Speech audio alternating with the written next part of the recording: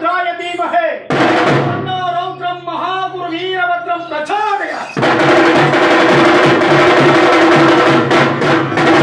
ಪ್ರಕಾಶಯ ಖಡ್ಗದ ಪ್ರವತ ಚರಣಮಂಡಲದೋಳ್ ಇಂದಿ ಪರಮ ಪವಿತ್ರವಾದಂತಹ ಶುಭ ದಿನದಲ್ಲಿ